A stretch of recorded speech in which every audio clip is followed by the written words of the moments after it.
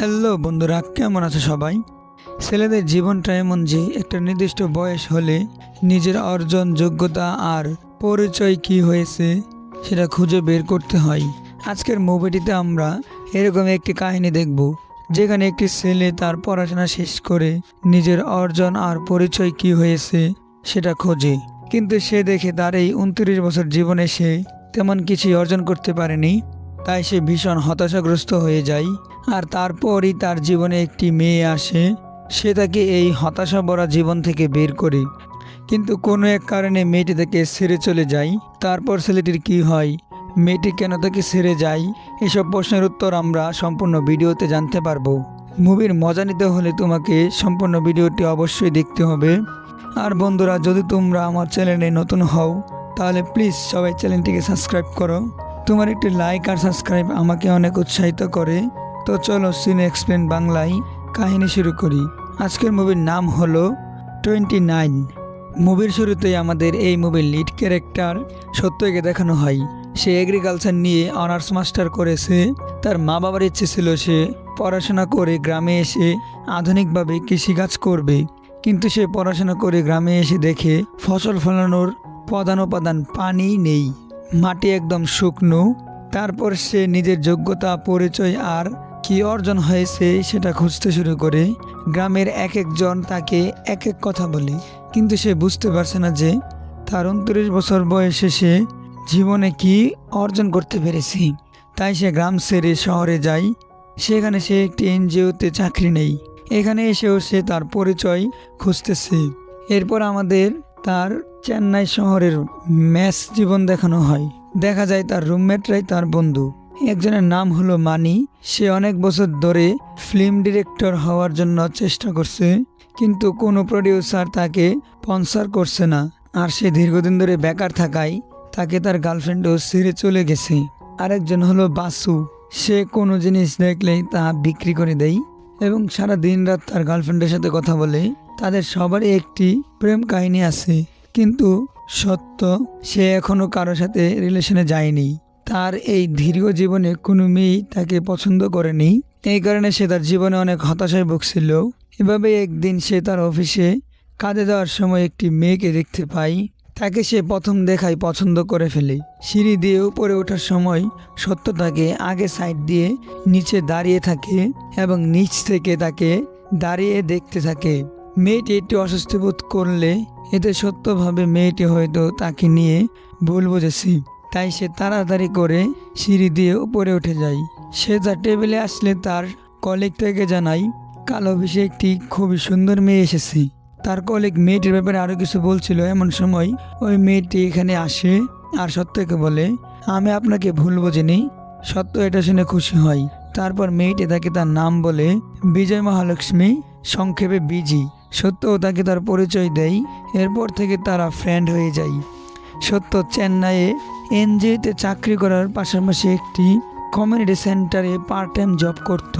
এভাবেই সেখানে একদিন কাজ করার সময় তার গ্রামের এক ছেলের সাথে দেখা হয়। ছেলেটির নাম সন্তোষ। সে তাকে দেখে বলে, এখানে কি করে? সত্য বলে, এই চেন্নাইয়ে কাজ করি আমি। সন্তোষ তাকে দেখে বলে, যাক ভালোই হয়েছে, এতদিনে তাহলে তুই শুধরে গেছ। সত্য শুধু তাকে বিয়ের জন্য কনগ্রেচুলেশন জানাই এবং চলে যাই, কিন্তু সন্তোষ তাকে ইচ্ছে করে বারবার ডেকে বিরক্ত করছিল। এতে সত্য রেগে যায়। আর একটা সময় সে তার বন্ধুকে বলে, এই সন্তোষ নিজের বাবার ক্ষমতার দাপটে কলেজে অনেক অসভ্যতামি করত, তাই একদিন তাকে আমি অনেক মারি, কিন্তু তার বাবা নেতা হওয়ায় সে তাকে নিয়ে বিচার সভা ডাকায়। সেখানে আমার মা আমাকে বলে, যদি তুমি কোনো অন্যায় না করো তাহলে তার কাছে তুমি ক্ষমা চাইবে না, আর যদি তুমি অন্যায় না করে তার কাছে ক্ষমা চাও তাহলে আমি তোমার সাথে কোনোদিনই কথা বলবো না। কিন্তু আমি ঝামেলা মেটানোর জন্য তখন তার কাছে ক্ষমা চেয়েছিলাম। এরপর থেকে আমার মা আমার সাথে আর কথা বলে না। এমন সময় সন্তোষ তাকে আবার ডাকে।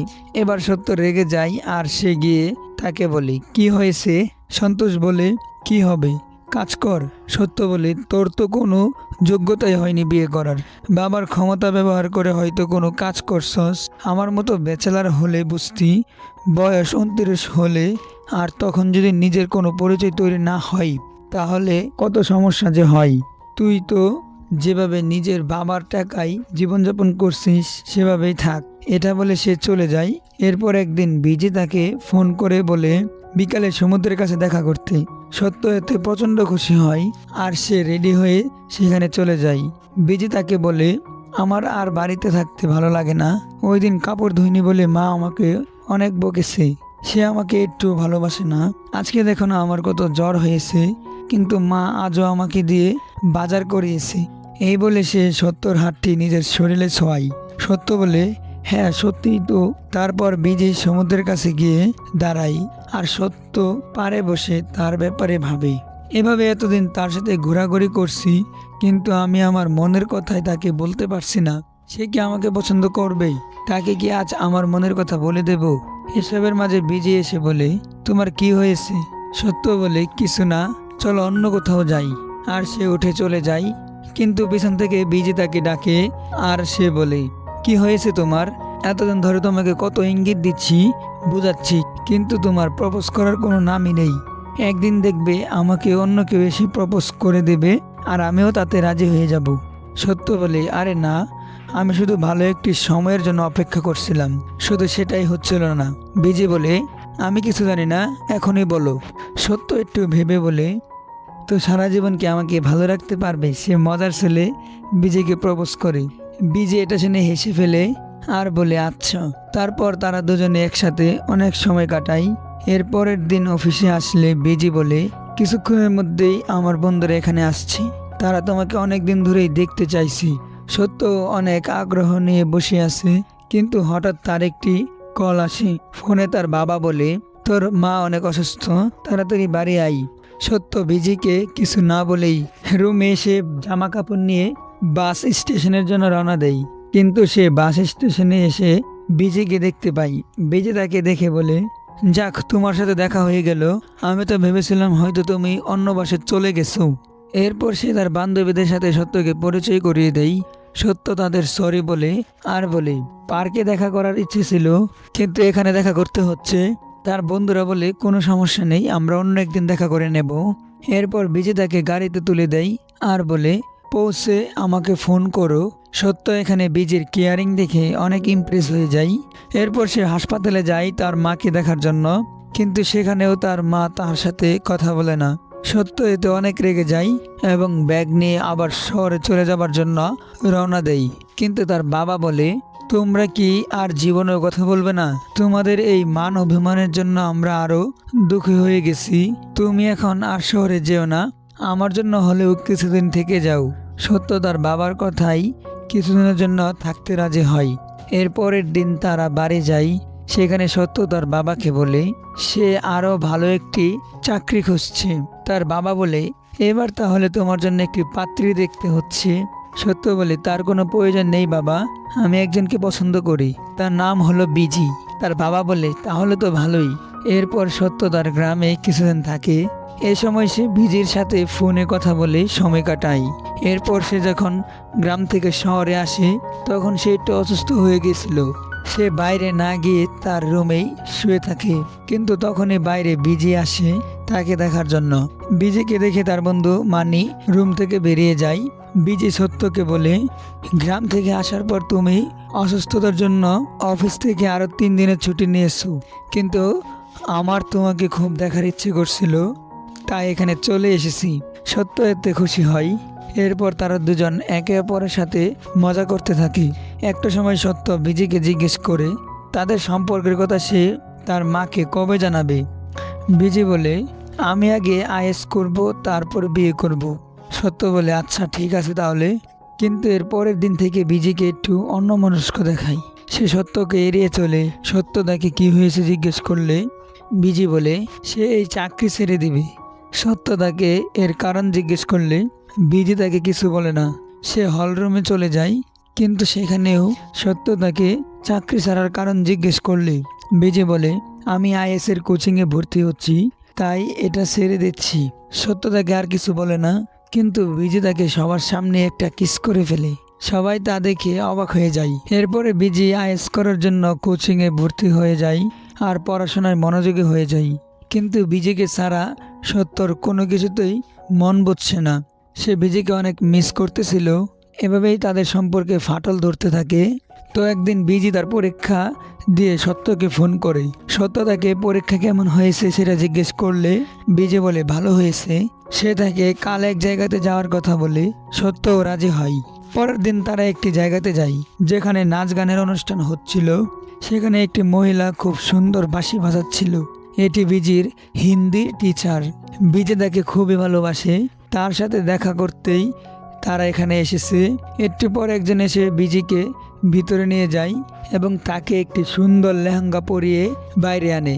লেহেঙ্গাতে বিজিকে অনেক সুন্দর লাগছিল। এরপর বিজির টিচার তাদের সাথে কথা বলতে আসে। বিজি সত্যকে তার সাথে পরিচয় করিয়ে দেয়। তার টিচার তাদের দুজনকে বলে তারা খুব তাড়াতাড়ি বিয়ে করে নিতে। সত্য বলে হ্যাঁ। তাদের কথা বলার মাঝে বাইরে অনেক ঝড় সহ বৃষ্টি শুরু হয়। তাই টিচার তাদের একটি রুমের চাবি দিয়ে বলে আজকের রাতটা তারা যেন এখানেই থেকে যায়। তাই তারা বৃষ্টির জন্য বাধ্য হয়ে এখানে থাকতে রাজি হয়। এরপর তারা একটি রুমে যায়, কিন্তু বিজি এখানে একটু ভয়ের মধ্যে থাকে। তাদের মধ্যে সম্পর্ক এখন আর আগের মতো নেই, সেই কারণে সে ভয় পাচ্ছে। কিন্তু সত্য তাকে বলে আমরা এখন কিছুই করব না, যাই করে না কেন বিয়ের পর করব। কিন্তু বিজি বলে একটি ছেলে কিভাবে এমন সুযোগ নষ্ট করে। এই নিয়ে সে সত্যের সাথে ঝগড়া শুরু করে দেয়।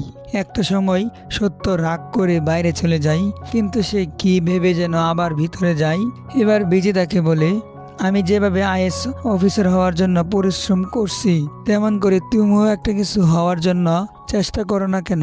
সত্য বলে আমার জীবনে তোমাকে পেয়ে গেলে আর কিছুই লাগবে না। কিন্তু বিজি বলে তাহলে তুমি এভাবেই থাকো। এরপরের দিন সত্যর গ্রামের লোকেরা শহরে একটি মন্ত্রীর সাথে দেখা করতে আসে। তারা মন্ত্রীর সাথে সামান্য একটু কথা বলতে পারে। সেখানে সত্য আসে। তার মা বাবা তাকে বলে আমরা বিজির সাথে দেখা করতেও এখানে এসেছি। তার মা বিজির জন্য একটি শাড়ি এনেছে। সত্য তাদের নিয়ে পার্কে বিজির জন্য অপেক্ষা করছিল, কিন্তু বিজি সত্যর কল মেসেজ কোনোটারই উত্তর দিচ্ছিল না। এভাবে রাত হয়ে যায়। সত্যর মা বাবা ট্রেন ধরার জন্য চলে যায়, আর সত্য সেখানেই বসে থাকে। অনেকক্ষণ পর বিজি তার ফোন চেক করে দেখে সত্য তাকে অনেকগুলো কল এবং মেসেজ করেছে। সে এসব দেখে তাড়াতাড়ি করে পার্কে যায়। গিয়ে দেখে সত্য এখনো ওখানে বসে আছে। সে তাকে সরি বলতে থাকে, কিন্তু সত্য তার সাথে কোনো কথাই বলে না। বিজি তাকে বলে সে পড়তে বসেছিল, তাই তার ফোনটি সে সাইলেন্ট করে রেখেছিল। এই কারণেই সে তার মেসেজ কল কিছুই দেখতে পারেনি। সত্য বলে তোমার কাছে আমার জন্য 10 মিনিটও সময় নেই। আমি মা বাবাকে নিয়ে এখানে 3 ঘন্টা ধরে বসেছিলাম। বিজি বলে আমি পড়াইছিলাম তাই আসতে পারিনি। যদি তোমার কল মেসেজগুলো দেখতাম তাহলে অবশ্যই আসতাম। এখানে বিজি সত্যকে অনেক রিকোয়েস্ট করে যে তার ভুল হয়েছে, কিন্তু সত্য তার কথা কিছুই বোঝে না। এবং একটা সময় সে বলে তোমার মাকে তোমার বাবার ছেড়ে যাওয়াটা সত্যিই ঠিক ছিল। বিজির বাবা তাকে এবং তার মাকে ছোটবেলায় রেখে চলে গিয়েছিল। এই কারণে বিজি তার বাবাকে অনেক ঘৃণা করত। সত্যর মুখ থেকে এমন কথা শুনে বিজির প্রচণ্ড মন খারাপ হয়ে যায়, আর সে বাড়িতে গিয়ে অনেক কান্না করে। পরের দিন সকালে সত্য তার বন্ধুকে কাল রাতের সব কথা বলে। সে বিজিকে কাল তার বাবার কথা বলে অনেক হার্ট করে ফেলেছিল, সেটার জন্য তার এখন অনেক খারাপ লাগছে। এর মাঝে বিজি তাকে ফোন করে আর বলে দেখা করার জন্য। সত্যও তার সাথে দেখা করার জন্য যায়। বিজি তাকে তাদের বাড়িতে নিয়ে আসে। সেখানে এসে সত্য বিজিকে জড়িয়ে ধরে, বিজিও তাকে জড়িয়ে ধরে। কিন্তু একটু পর বিজি বলে আমরা আজকের পর থেকে কোনো রকম কথা বা দেখা করব না। সত্য বলে কেন? তারপর বিজি বলে কালকের তোমার কথাগুলো আমাকে অনেক ডিপ্রেস করে ফেলেছিল, আর আমি পরীক্ষার হলেই অজ্ঞান হয়ে যাই। জ্ঞান ফিরলে আমি নিজেকে হসপিটালের বেডে দেখতে পাই। শুধু তোমার জন্য আমার 1 বছর নষ্ট হয়ে গেল। কাল আমি তোমাকে অনেক বুঝিয়েছিলাম, কিন্তু তুমি আমাকে ভুল বুঝেছ। তাই আমি এখন চাচ্ছি যে আমি শুধু আমার মায়ের স্বপ্ন পূরণ করব। আমার দিল্লিতে একটা চাকরি হয়েছে, তাই আমি সিদ্ধান্ত নিয়েছি যে এখান থেকে সেখানে চলে যাব আর আইএস এর প্রস্তুতি নেব। সত্য বলে তাহলে তুমি সব ঠিক করে নিয়েছো? বিজি বলে হ্যাঁ। সত্য বলে তাহলে আমি আর তোমাকে আটকাবো না। আমি চাই তুমি তোমার স্বপ্ন পূরণ করো। এই বলে সে বিজিকে বেস্ট অফ লাক বলে সেখান থেকে চলে যায়। দেখা যায় দুজনই অনেক কান্নায় ভেঙে পড়েছে এতে। এরপর 180 দিন কেটে যায়। সত্যকে দেখা যায় এখন শহরের চাকরি ছেড়ে গ্রামে থাকতে। বিজির সাথে তার ব্রেকআপ হওয়ার পর সত্য নিজের যত্ন নেওয়াই ছেড়ে দিয়েছে। আর সে কেমন যেন একটা হয়ে গেছে। একদিন কলেজে সে একটি প্রফেসরকে দলবল নিয়ে পেটাতে যায়, কেননা প্রফেসর লুকিয়ে মেয়েদের অশ্লীল ছবি তুলতো। এতে সেখানে দুপক্ষের মাঝে মারামারি শুরু হয়ে যায়। কলেজে ঝামেলা করার জন্য রাতে তার বন্ধু মানি তাকে বকাঝকা করে।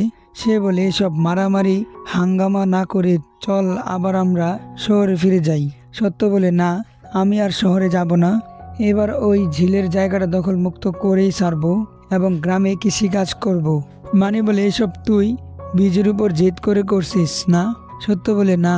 এরপরের দিন সত্যকে ডিসি অফিসে ডাকা হয়। সে কেন একজন কলেজ প্রফেসরের উপর হাত তুলেছে সেটার বিচার করার জন্য। সেখানে সত্য বলে ওই প্রফেসর কলেজের মেয়েদের অশ্লীল ছবি তুলতো, তাই তাকে মেরেছি। সেখানে কালেক্টর অফিসার তাকে কি করে জিজ্ঞেস করলে সত্য বলে আমি বিএসসি এগ্রিকালচার করেছি। সেখানে তাকে অফিসের পিএ বলে তাহলে কৃষিকাজ না করে এসব ঝামেলা কেন করছো? সত্য বলে কৃষিকাজের মূল উপাদান পানি, যেটা কিনা ঝিল থেকে আসতো, কিন্তু এখন ওই ঝিলের জায়গাটি কলেজের লোকেরা দখল করে নিয়েছে, তাই সমস্ত গ্রামের মাটি শুকিয়ে গেছে। কালেক্টর অফিসার বলে ওই ঝিলের পানি এখন ময়লা আবর্জনায় পূর্ণ থাকে, তাই বর্ষাকালে সেখান থেকে অনেক এডিস মশা ছড়ায়। এই কারণে সরকার এটি নিয়ে এখন ভাবে না। সত্য বলে তাহলে ঝিল পরিষ্কার করান।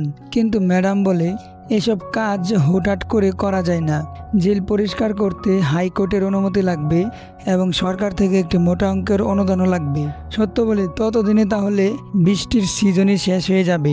ম্যাডাম বলে হ্যাঁ, পরের বছর পরিষ্কার হবে তাহলে। সত্য বলে পরে পরে করতে করতে এর কাজ করাই হচ্ছে না।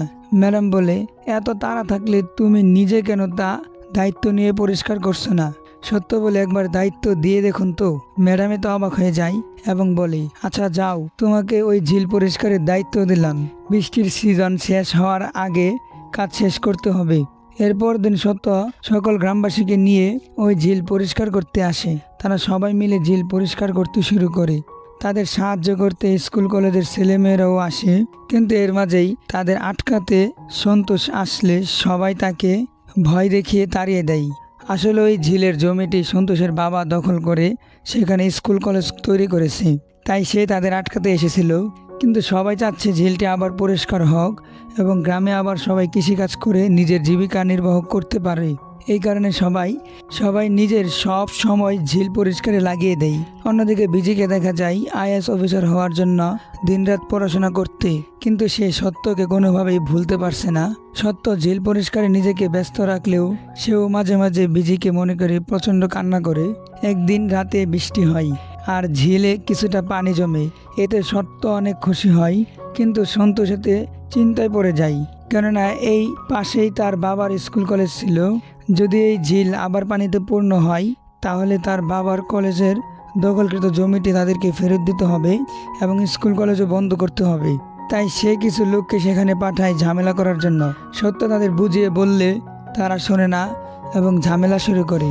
এক সময় সেখানে পুলিশ আসে ঝামেলা মেটাতে, কিন্তু এসে একটি পুলিশ অফিসার একটি মেয়ের গায়ে হাত দিয়ে তার কাপড়টি ছিঁড়ে ফেলে। এতে সত্য প্রচণ্ড রেগে যায় আর ওই পুলিশ অফিসারকে একটা কষে চড় মারে। এতে পুলিশ অফিসার রেগে যায় এবং তাকে ধরে জেলে ভরে দেয়। আর টিভিতে তাকে নিয়ে ফেক নিউজ ছড়ানো হয়, যা বিজি দেখতে পাই। রাতে জেলে সত্যকে মারার জন্য সন্তোষ লোক পাঠায়। সত্য তাদের থেকে বাঁচার জন্য পুলিশের কাছে সাহায্য চায়, কিন্তু উল্টো পুলিশ অফিসাররাই তাকে অনেক মারে। পরের দিন সত্যর সাথে দেখা করতে তার মা জেলে আসে। প্রায় 5 বছর পর তার মা তার সাথে কথা বলে। সে সত্যকে বলে এখান থেকে তুমি আবার শহরে চলে যাও, কিন্তু সত্য কান্নায় ভেঙে পড়ে আর তার মাকে বলে সে আমি এখান থেকে কোথাও যাব না, আমি এই ঝিলে আবার গোসল করতে চাই। কিন্তু তার মা বলে এখানে থাকলে তোমাকে ওরা মেরে ফেলবে। সত্য বলে আজ রাতেই তারা আমাকে মারার চেষ্টা করেছে। এই কথা তার মা শুনে কান্নায় ভেঙে পড়ে। সত্য বলে আমাকে যেভাবেই হোক এখান থেকে বের হতে হবে। তার মা বলে কিভাবে বের হবে তুমি এখান থেকে? সত্য তার মাকে বলে এখান থেকে তুমি বাইরে গিয়ে মিডিয়ার সামনে সব সত্যি কথা বলে দেবে। সত্যর কথা মতো তার মা বাইরে আসে এবং মিডিয়ার সামনে সব সত্যি কথা বলে দেয়। কিভাবে জেলের ভিতরে সত্যকে মারার চেষ্টা করা হয়েছে আর কেন তাকে আটকানো হচ্ছে সব কিছু। তার মার থেকে সবকিছু শুনে টিভিতে সত্যকে নিয়ে আবার নিউজ করা হয়। এবার আর তাকে নিয়ে মিথ্যে কিছু বলা হয় না, সব সত্যি কথা বলা হয়। আর সরকার এবার লিগ্যাল নোটিশ পাঠায় ওই কলেজ কর্তৃপক্ষকে জিলের দখলকৃত জমিটি ছেড়ে দেওয়ার জন্য। এরপর সত্যকেও জেল থেকে একটি হসপিটালে ভর্তি করা হয়। সেখানে তার সাথে দেখা করতে বিজির মা আসে। সে সত্যকে নিজের পরিচয় দেয় এবং বলে বিজির বাবার ফ্যামিলিতে সবাই কোনো না কোনো সরকারি দপ্তরে কাজ করে। আমি একমাত্র ছিলাম যে কিনা অশিক্ষিত, আর এই কারণে একদিন বিজির বাবা আমাদের ছেড়ে চলে যায়।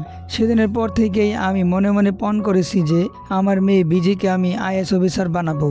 বিজিও ছোটোবেলা থেকে আইএস অফিসার হওয়ার জন্য ভালো করে পড়াশোনা করছিল, কিন্তু যখন থেকে সে চাকরিতে জয়েন করে তখন থেকে আমি লক্ষ্য করি যে সে একটু বেশি হাসি খুশি থাকতো এবং সে কিছুটা অন্যরকম হয়ে গেছে। ফোন চালানোর সময় হাসে আর মাঝে মাঝে একটু রাত করে বাড়ি আসতো। কিন্তু একদিন হঠাৎ সে বলে আমরা দিল্লি চলে যাব এবং সেখান থেকে আইএসের প্রিপারেশন নেব। তার কথা মতো আমরা দিল্লি চলে যাই, কিন্তু সেখানে গিয়ে সে কিছুতেই কোনো কিছু করতে পারছে না। সেদিন সে আমাকে তোমার কথা বলে অনেক কান্না করেছে। এখন আমি চাই আমার মেয়ে যেন আগের মতো হয়ে যায়, সে আবার আইএস অফিসার হওয়ার জন্য মনে প্রাণে চেষ্টা করুক। সত্য বলে এতে আমি কি করব? বিজির মা বলে তা আমি জানি না, তুমি যেভাবেই হোক আমার মেয়েকে আবার স্বাভাবিক জীবনে ফিরিয়ে আনো। সত্য বলে আচ্ছা ঠিক আছে। বিজির মা সেখান থেকে চলে যায়। এরপর তার বন্ধু মানি তার সাথে দেখা করে। সে সত্যকে বলে এতদিনে তুই অনেক কিছু করে ফেলছ, তোর নামে এখন সবাই রাস্তায় নেমে আন্দোলন করছে, আর সরকার ওই কলেজ কর্তৃপক্ষকে বলেছে কিছুদিনের মধ্যেই ঝিলের ওই দখল করা জমিটি ছাড়তে। সত্য এসব শুনে খুশি হয় আর সে সুস্থ হয়ে ওই ঝিলের কাছে যায় সেটি দেখার জন্য। সেখানে সবাই সত্যর জন্য অপেক্ষা করছিল। সে সেখানে গিয়ে দেখতে পায় সমস্ত জায়গাটি পানিতে পরিপূর্ণ হয়ে আছে। কিছুদিন আগেও যেখানে ময়লা আবর্জনা ছড়িয়ে ছিটিয়েছিল সেটি এখন পরিষ্কার পানিতে পূর্ণ হয়ে আছে। সত্য এতে অনেক খুশি হয়। এরপর সে দিল্লি যায় বিজির কাছে। সে বিজিকে ডাকে। বিজি তাকে এখানে দেখে জিজ্ঞেস করে সে এখানে কেন এসেছে। সত্য বলে আমার জন্য এখানে একটু অপেক্ষা করো, আমি এক্ষুনি আসছি। এই বলে সত্য কোথাও চলে যায়।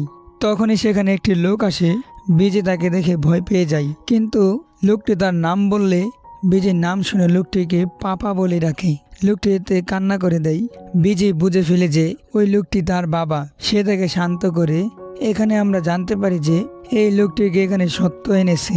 সত্য যখন ঝিল পরিষ্কার করার জন্য বিভিন্ন জায়গাতে টাকা ফান্ড করার জন্য চেষ্টা করছিল, তখনই তার বিজির বাবার সাথে পরিচয় হয়।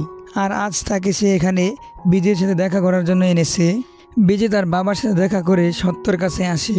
সত্য তাকে বলে তোমার ঠিকানা আমাকে তোমার মা দিয়েছিল, আর তিনি আমাকে তোমার ব্যাপারে সমস্ত কথাই বলেছে। আমার জন্য তুমি কেন আইএসের এক্সাম বাতিল করবে? প্লিজ তুমি আবার আইএসের প্রিপারেশন নাও এবং এবার আমার জন্য হলেও তোমাকে আইএস অফিসার হতে হবে।